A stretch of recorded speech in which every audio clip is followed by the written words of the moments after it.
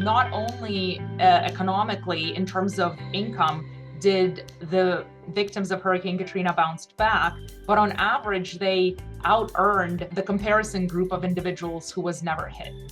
Welcome to the Gies Download, a podcast from the University of Illinois' Gies College of Business. I'm Tim Sinclair, and our guest today is Tatyana Deryugina, an associate professor of finance at Gies. However, if you had to guess what takes up most of this professor of finance's day, I bet you'd be wrong. When people ask you what you do for a living, what do you tell them? How do you explain it? Oh, that's a great question. It depends a little bit on who I'm talking to. I think a lot of people don't realize that university professors do more than just teach. So I will just say that I'm a university professor, and then inevitably a lot of people follow up with the question, what do you teach? And if I'm not having an extensive conversation with the person, I'll just say what I teach, and it's somebody I'm going to have a conversation with. I'll say, well, actually, a lot of my work is research and not teaching. Yes, I do teach courses, but we're a research-driven university, and then I'll dive into what my research is about. Yeah, you're an associate professor of finance, but primarily what we want to talk about today is the research side of things. And it comes a bit of a surprise even to me that a business school has a professor who's doing research about hurricanes specifically and their effects not just on the environment, but obviously on business and finance and healthcare and all those things. Let's start sort of in a macro sense, and we'll work our way down to the micro. You spend most of your time studying what? A lot of my work is studying the impacts of natural disasters on economic outcomes as well as on health. I also do work on the economics of air pollution. A lot of people don't think of natural disasters and air pollution as being economic phenomena, but economists have recognized for a long time that clean air is valuable and natural disasters are disruptive. And so we want to understand how those things affect economic performance as well as health, which is a very important input to economic activity. If we're not healthy, we can't be productive. When you first got started, whether it was going to college or embarking on a career after you graduated, was the goal finance? Was the goal research? Did you already have an interest in disasters and how they impacted all these other things? Sort of what led you down that path? I've been interested in research for a very long time. Honestly, since probably high school. Initially, I thought I wanted to research genetics, but in my last year of high school, I became more attracted to social sciences, and I explored several social science directions in my freshman year. Took an economics course and really loved it. I got some research experience starting my sophomore year and really loved that. And that's how I decided that a research path was for me. When it comes to, let's just start with Katrina for now. I think most people can instantly, if they're old enough, conjure up memories from when that hit the United States and at least some of the impact that it had. We picture the winds and the floods and Jim Cantore standing out there, getting battered by rain. But it's obviously a much bigger thing than that and has a much broader impact than just flooding New Orleans. Can you sum up sort of what you've seen as the impact of Katrina?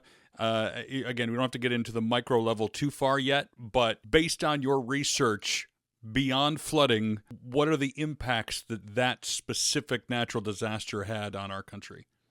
So I remember how this project got started. I was talking with one of my co-authors, Steve Levitt, who wrote the famous Freakonomics book, and we were debating what we thought happened to Hurricane Katrina victims in the long run, because it was clearly a devastating event in the short run. People were displaced from their homes. The floodwaters were there for weeks, months. In some cases, neighborhoods were unlivable. But we disagreed on the long run impact. So he thought that people bounced back in the long run. And I thought, given what we know from literature on laid off workers who tend to never recover their earnings even 5, 10 years after, I thought we would see something similar with Hurricane Katrina victims. So we had conflicting hypotheses, and we went out and we got data, and it turned out that he was right. That not only economically, in terms of income,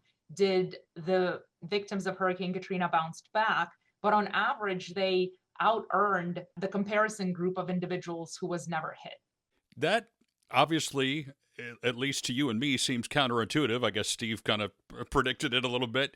Why? Have you learned the why or the how as to how that occurred and maybe some of the reasons for it? Yes. And to be fair, I don't think Steve would have predicted that they were making more than before. So I think even he was surprised by them out earning. So we had two main hypotheses. The first one is that these are kind of artificial earnings gains where the cost of living goes up and you have kind of local inflation, basically, so that your nominal wage is higher, but you're also paying more for housing and other things. And so it's not a real increase in earning power. And we did see some of that. This is because the hurricane destroyed housing stock in New Orleans. And so that made the remaining housing stock more expensive. But our other hypothesis, which also bore out in the data, is that people moved to better economies. New Orleans was not particularly thriving economically. And so on average, people went to places with higher earnings and they were able to experience those higher earnings themselves as a result. So the hurricane pushed them to move because they had no home or no livelihood, and the places they moved to then allowed them for greater economic positivity in their lives than where they were to start? That's right. Okay, so this is very lazy science on my part, not yours. But okay, then one could say, okay, well, the hurricane came through and everyone's doing better than they were before. These are good things. That can't possibly be true. So I wouldn't think. So what are you learning about the impact of these natural disasters beyond just the fact that over 5, 10, 20 years, people eventually do better than they were before them? Yeah, no, it's very important to not confuse higher incomes with people being better off. And we try to be very careful when presenting our findings to not say that this means the hurricane was a good thing on net. This is more of a silver lining. Economists believe in what we call revealed preference, which is that, most people are doing the best they can to make themselves as well off as they can be. We just don't always understand what it is that makes them the best off. So some people might like the New Orleans culture and they're okay making less money as a result. Maybe they have relatives in the area and that's very important to them. So we still expect that the hurricane was bad for their welfare, but it did come with this unexpected benefit. I should also say we don't measure the asset losses that they experience, right? So they may have earned more money per year, but still taken a hit financially from losing homes and anything else that wasn't insured. Does the long-term financial progress track across all people groups, age, race, socioeconomic status? Did you find that across the board, or were there certain groups that were quote unquote left behind in all this?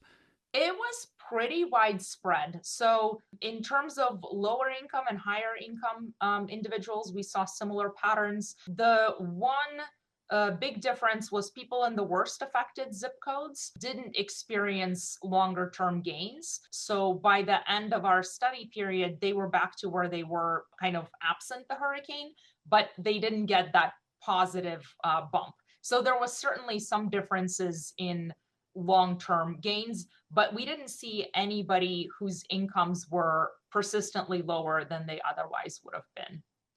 The government plays a big role in, it feels like, usually after these natural disasters. I'm sure there's plenty of work that goes in beforehand, but what's your perspective on how those programs are working, agencies like FEMA and others who are designed to help provide relief?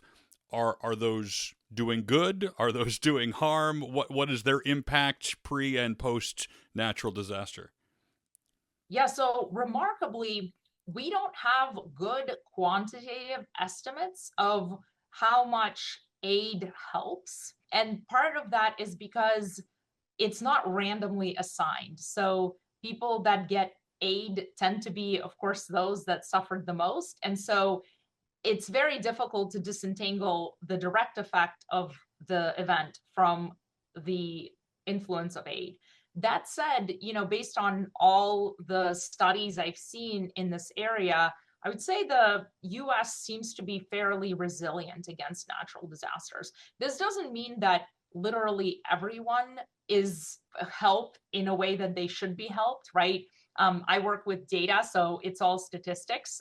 So there could be, of course, exceptions, but as a whole, many researchers don't find longer term negative effects in the US following natural disasters. So I think we have a pretty comprehensive disaster response system as a whole. It's not perfect, but it seems to be doing a pretty good job.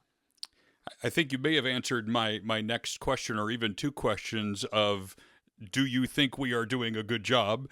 And it sounds like, at least for the most part, you do. And what changes would you make, if you could, for what disaster response could do or should do in the future? But maybe even better said, are we ready in that sense for the next one? Yeah, so I would say once a disaster hits, the response is pretty good, but we need to be doing more before a disaster hits in the first place. This is especially true given that climate change is going to increase the frequency and severity of natural disasters in some place. With sea level rise, some places might become very difficult or impossible to inhabit. And so we need to be thinking about policies that we can implement before the disaster even happens, because nobody wants to go through a natural disaster, but there's many frictions that put people in harm's way. And the number of people living in disaster prone places is still growing in the United States, which could be very expensive and could also strain the system. If you have more disasters happening, then the current capabilities might become inadequate for responding. What is the most surprising slash interesting thing that you have found? Like, if you get home after learning something, the first thing you would tell people is, "Oh my gosh, look what we just learned." What would you say?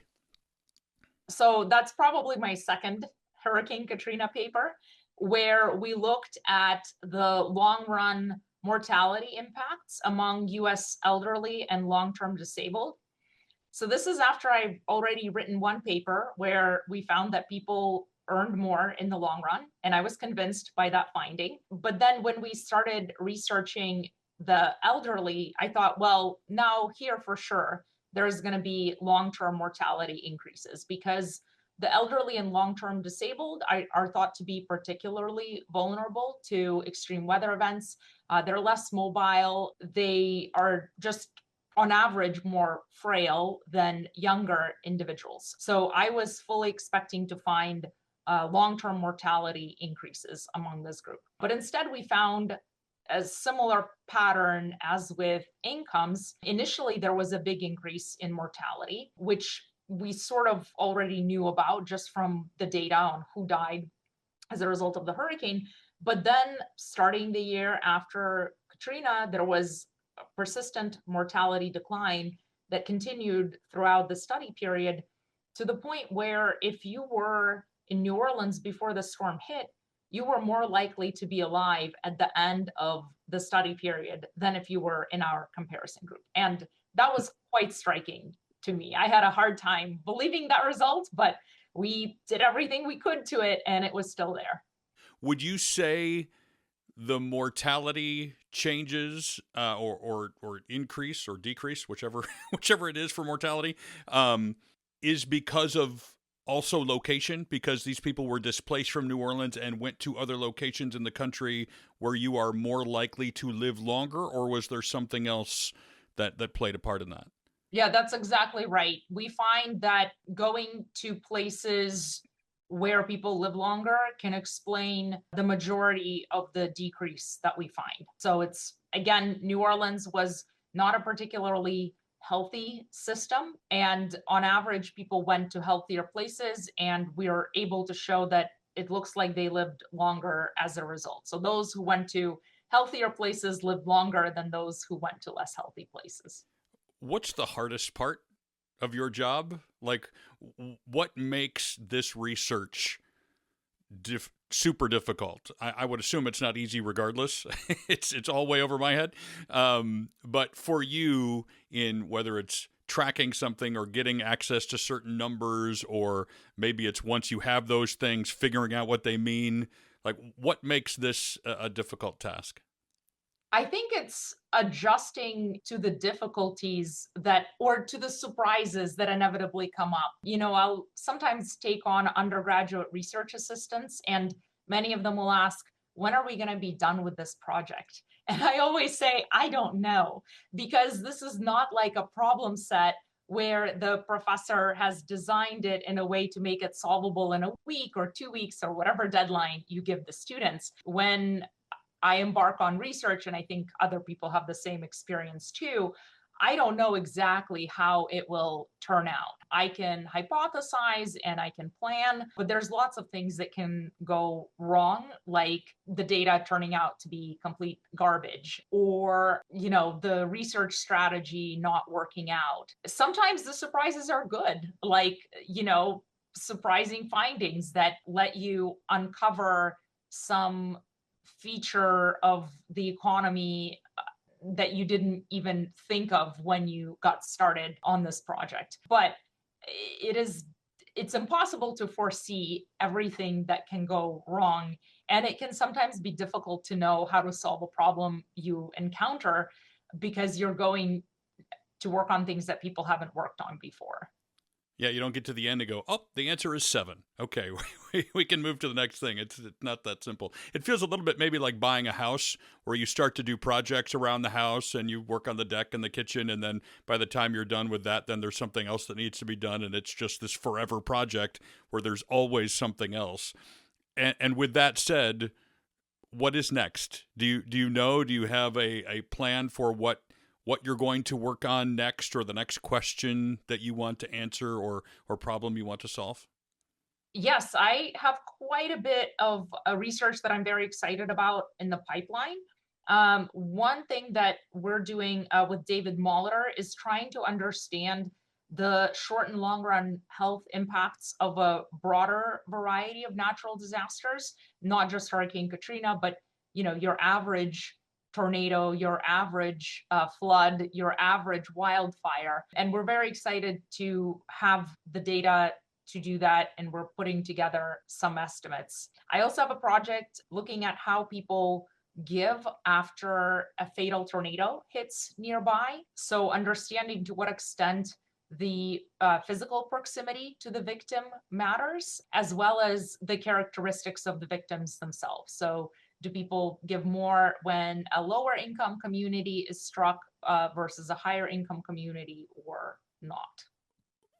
It's probably hard to answer for sure, but do you have a hypothesis on what you think the results of the other natural disaster research will be, the tornadoes and wildfires? Do you expect that it will be similar to what you've seen with hurricanes, or do you think there's reason to believe that it would be different?